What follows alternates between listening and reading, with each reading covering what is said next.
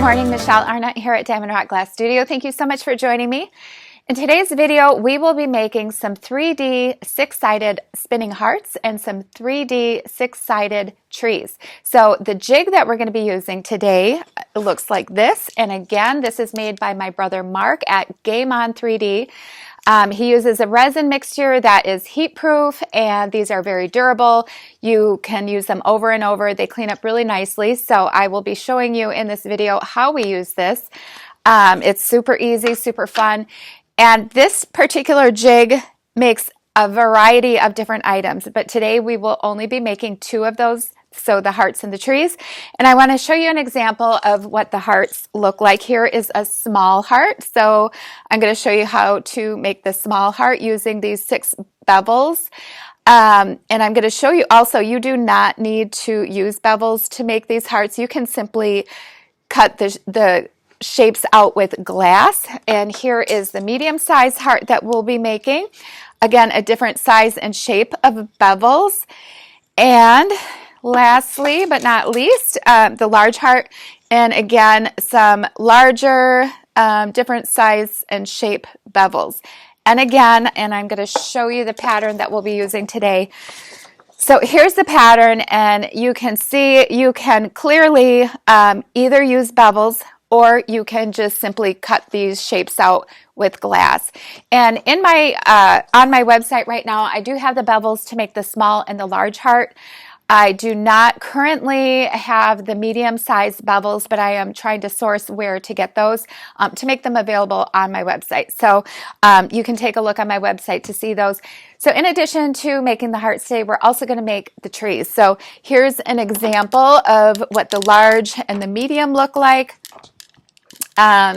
So you can see I put a curly Q on the top with a little hanging gem, and here's the medium, and I have a small one back here. So these are not seasonal. These particular ones are not seasonal, but you saw in the intro, I did use some holly berry glass for Christmas, so you can make them seasonal. They're so fun and very easy to make all of these today. So I'm going to show you how to do that. So let's get started, and thank you again so much for joining me today. So here are the patterns that you will get with this kit. There's 3 sizes of trees, small, medium, and large, and there are 3 sizes of hearts, small, medium, and large. So we're going to start with the trees today. I have already gone ahead and cut out and foiled my small, medium, and large.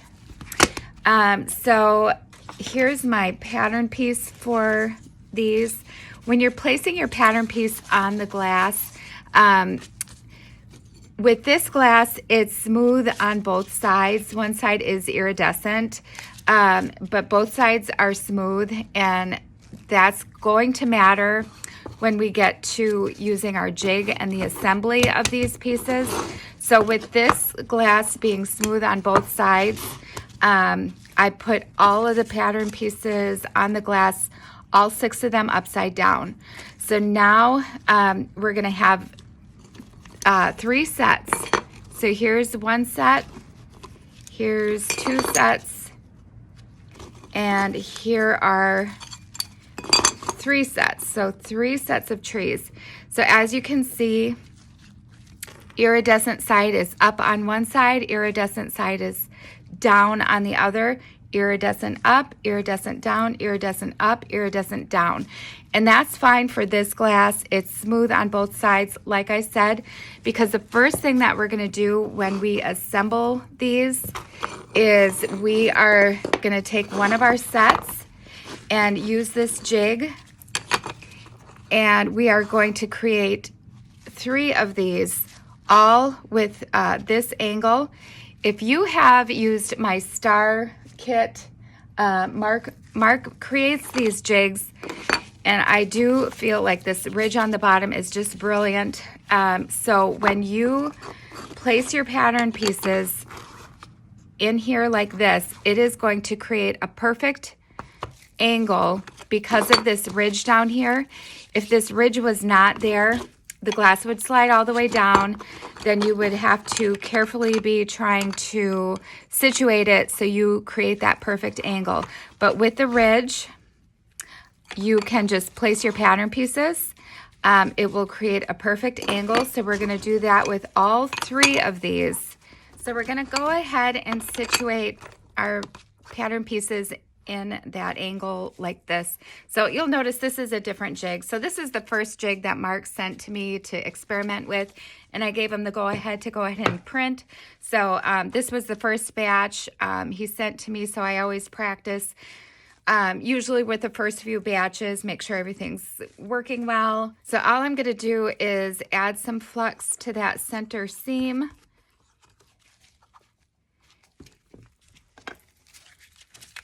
And just run some solder.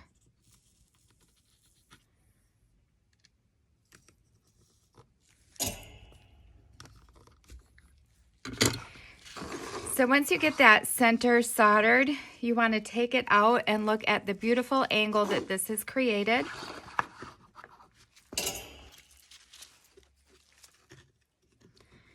And then I'm going to prop it up on the jig here and get that back seam and fill that in.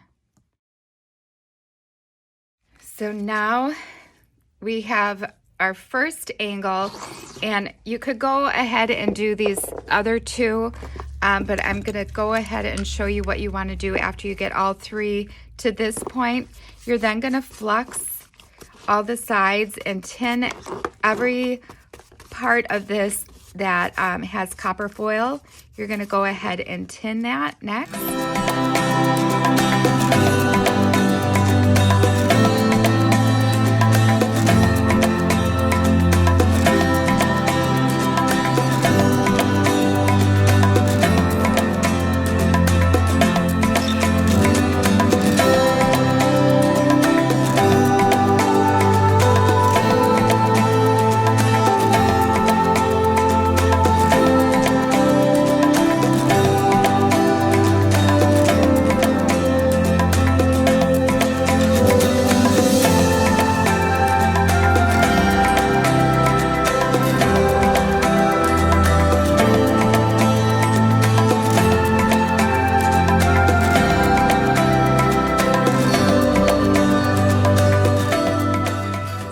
These 3 angles finished. I did the inside seam and then the outside seam, and then I tinned all of the copper foil on each of these 3 angles. You will notice I'm not so concerned about making this outside seam look really nice. These are all going to be hidden. So now that I've used that ridge, we're done using that ridge for now. Now we can use these slots here to start assembling this. So these slide in here nicely. So, and I did want to point out, I brought this tree out to show you, because of the texture on this tree, this glass, here's a scrap piece of this. This is called Holly Berry by Bullseye. It has these big chunks of red glass that are fused onto here along with the green confetti and stringers. Super pretty for Christmas time and the Christmas tree. But as you can, well, you will notice when you start using this jig, you want the flat side down. So the flat side is down. So for this one, it didn't matter because they're both flat sides. For this holly berry or anything that's really textured, you want the flat side down. So with this tree that I'm making today, all of the pieces were either 6 of them right side up or 6 of them right side down. For any textured glass, you're going to do 3 and 3. So 3 right side up, 3 right side down. And I hope that makes sense. The other thing with this holly berry, they need to, it needs to be able to fit into these slots. So these holly berries at the bottom, you can probably tell, I ground them off. If you didn't grind those off, it would not fit in here. And these these will accommodate most glass. Any of your really thick glass, it won't, but just stick with standard size glass, or like this isn't so standard, but I just ground the holly berries right off and it worked perfectly fine. So now we're at this point where we are using the slots to start to assemble our 3 angles. So see how they meet up really nicely in the center there? So I'm going to start with just 2. So I'm going to take 1 out, and I'm going to turn it to its side, and I'm going to reach for something. I will give you 5 seconds to guess what I'm going to reach for. You guessed it, the handy wedge. I sell these on my website. They come in a pack of 2. These handy wedges are super handy. I use them all the time.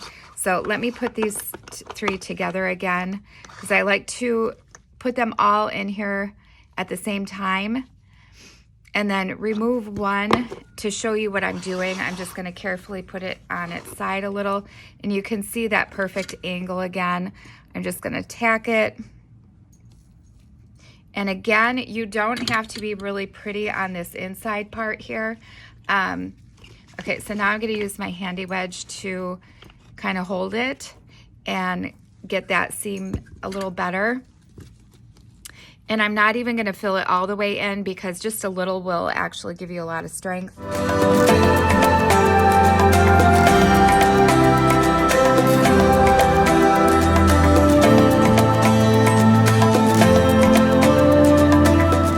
Okay, so that looks pretty good. These are attached really nicely.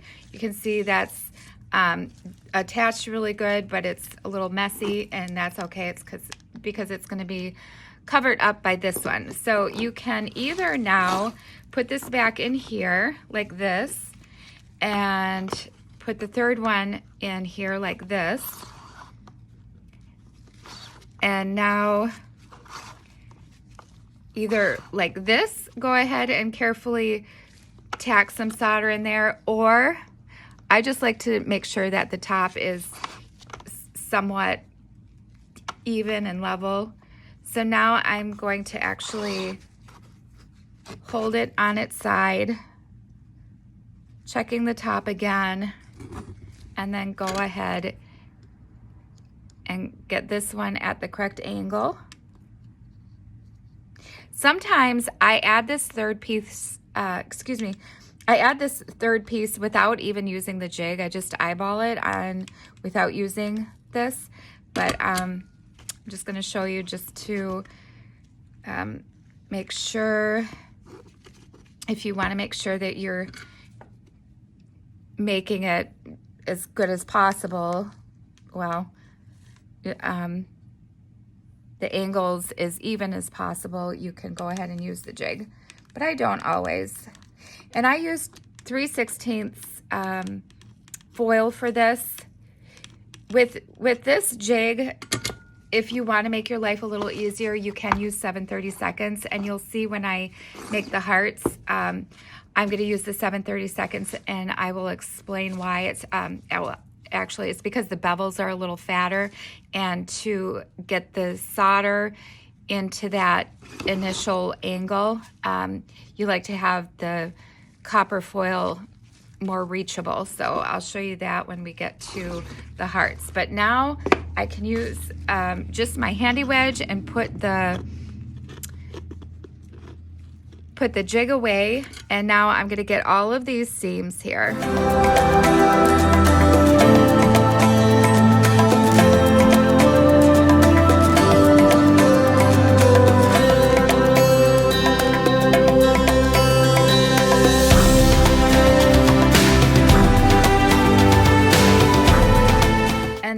This bottom part too, here I'm going to situate the handy wedges like this, wedge them like that, and then fill that center bottom in.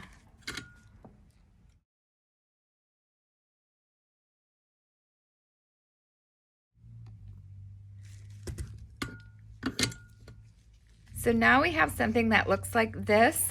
And I decided to make this to add a little something special to make it look a little more fun, I have 3 of these.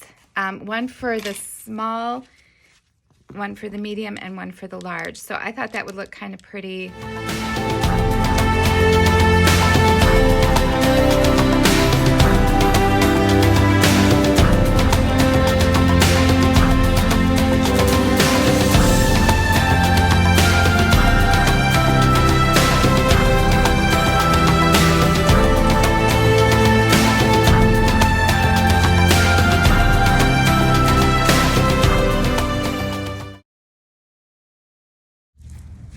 Now we're going to move on to the heart spinners. So here again is what this pattern looks like. I have the pattern for a large, medium, and small heart. And on my website, I have the bevels for the small and large available right now. I will try to source the bevels for the medium, but you do not need to use bevels. You can just cut glass, cut this like a normal pattern piece. They're very beautiful. And so I'm going to show you what these kind of look like. And again, I'm going to use the same iridescent blue glass that I used for the trees. So here are the bevels for the large heart. These are the same. Together, it makes a 4x7 inch diamond. So if you try to source these on your own, sometimes you can filter on the shape of the bevel you're looking for. You have to, at least where I've looked, you have to filter on a diamond. So this is a half a diamond. So this is a 2x7 inch bevel, and it does not matter. They are interchangeable. And then I said that I also have the bevels for the small. These are not interchangeable. These look like this. And for some reason, because these come from different manufacturers, these are more expensive than these, even though they're smaller. So if you order this from my website, you'll get 3 left and 3 right of the small. And like I said, the medium size, I will see if I can get those and put them on my website. Right now, I don't have them on my website. However, I do have some that I just had in stock in my studio. And so that's what these would look like. But like I said, you can totally just cut this glass and they're still just as beautiful. So I think I'll start with the large one today. I'm not sure if I'll also do the medium and small, but we'll at least get through the large ones. I want to point out too that sometimes bevels aren't perfect when they come to you. You can grind on the bevels if they happen to have a little bump or something. And sometimes they're not even exactly all the same, but you can just work with them. This doesn't actually need to be perfect, but you do want to make sure when you are matching your cut glass to them that they don't extend to either side. Make sure that this piece doesn't grow or extend over either side of your bevel. Like this one is fitting up nicely. I've already checked these, so I know that they fit up nicely just like that.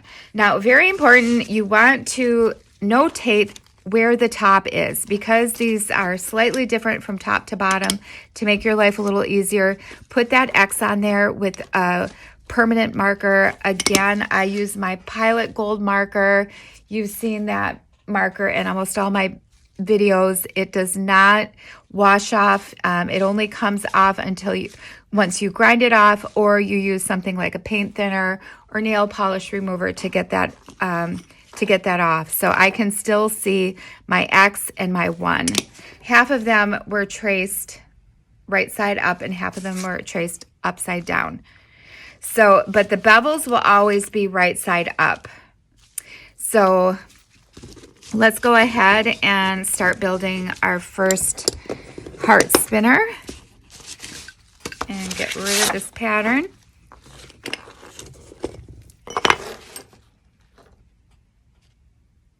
So we're going to put it together just like this. But we're only going to tack it in 2 spots right now. Just here and here, because then we want 2 separate pieces to put together on the jig.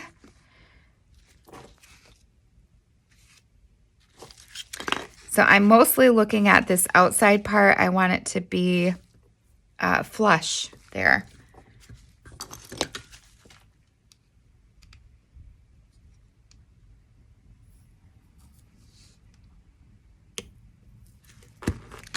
So then I can move them apart. And the first thing I'm going to do is just solder all the way across the top. I'm actually not going to solder right on the end where they meet, and I'll show you why in just a second. Leave that opening, leave that clear for right now. And we're only going to do the top, and I'll explain why in a minute. So I made quite a few of these. I usually try to be able to see if there's any tricks and tips to make your life a little bit easier when assembling. And of course, I did notice a few things that you can do to make your life a little easier. This is one of them. Leave that so there's no solder, or if you do solder in there, make sure it's real thin. So if you did get solder in there, get any excess out by dripping it off. And also, I am not doing the back right now. So now I'm going to get my jig,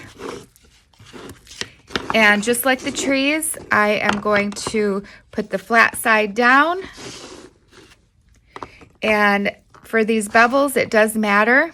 So the top of the bevel is faced up. So I'm going to match those up. And I did use 7/32 foil for these hearts because of the bevels, to be able to reach, I don't think I flexed that, to be able to reach the foil. I used a little bit wider of a foil. You can use the 3/16, but I was struggling a little bit to reach that foil. Now with the 7/32, I can see I can attach it a little bit easier. So I did not solder the back or where they connect here, just because I want it to be as close to sit level on the jig. And if it was soldered in the back, it would bump it up a little bit. So we want it just flat on the back. So now we're just going to get solder on this inside seam.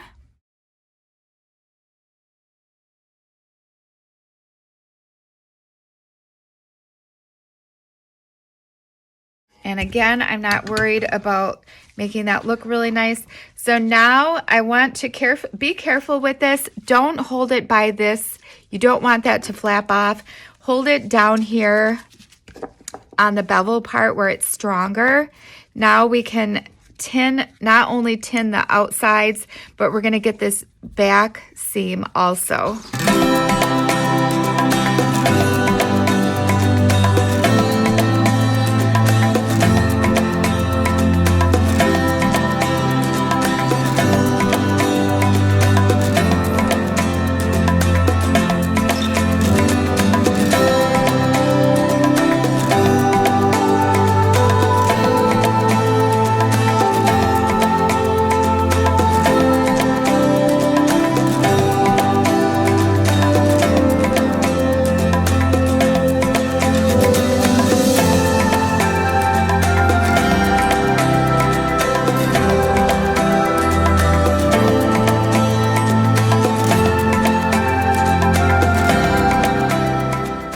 Now we can do the assembly again.